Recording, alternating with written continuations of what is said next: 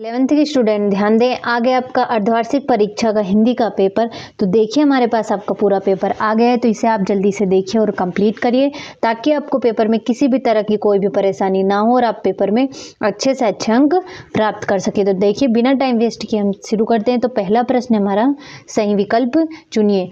तो वीरगाथा काल की प्रसिद्ध रचना है तो पृथ्वीराज रासो है। मीरा अपना सर्वस्व मानती है तो कृष्ण को। हिंदी का प्रथम उपन्यास माना जाता है इरावती को। चित्रपट संगीत का पर्याय कहा गया है तो होगा लता मंगेशकर।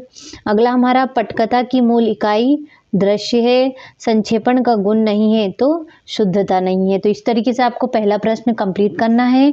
अब देखते हैं हमारा दूसरा प्रश्न, जो कि है रिक्त स्थानों की पूर्ति कीजिए। कवि भवानी प्रसाद मिश्र अपने पिता के 5वें पुत्र थे। अक्क महादेवी वर्मा का विवाह जैन राजा कौशिक के साथ हुआ था। धनराम तीसरे दर्जे तक ही स्कूल का मुंह देख पाया था। भारतीय संगीत के मुख्य वाद्य वीणा रहा है। इंटरनेट जनसंचार का लोकप्रिय व सबसे नया माध्यम है। और काव्य में बिंब को शब्द चित्र माना जाता है। तो इस तरीके से आपका दूसरा प्रश्न भी आंसर सहित कंप्लीट हुआ। अब देखते हैं हमारा तीसरा प्रश्न, जो कि है हमारा तीसरा प्रश्न है, सही जोड़ी बनाइए। तो कुल की हानि तो होगा परिवार की मर्यादा। ओस के फूल तो गद्य संग्रह। गरबा गुजरात। मानव ज्ञान से संबंधित सूचना तो होगा विश्व ज्ञान कोश।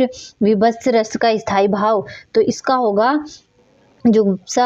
शब्द युग्म तो 6 प्रकार। और एकमात्र सहारा तो अंधे की लाठी। तो इस तरीके से हमारा तीसरा प्रश्न भी आंसर सहित कंप्लीट हुआ।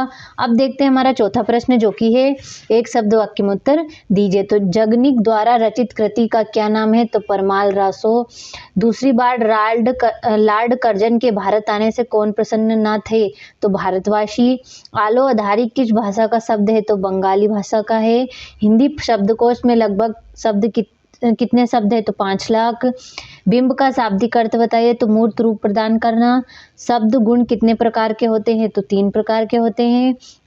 अपनी करनी पार उतरनी लोकोक्ति का क्या अर्थ है तो स्वयं के परिश्रम से सफलता मिलती है। तो इस तरीके से आपका चौथा प्रश्न भी आंसर सहित कंप्लीट हुआ।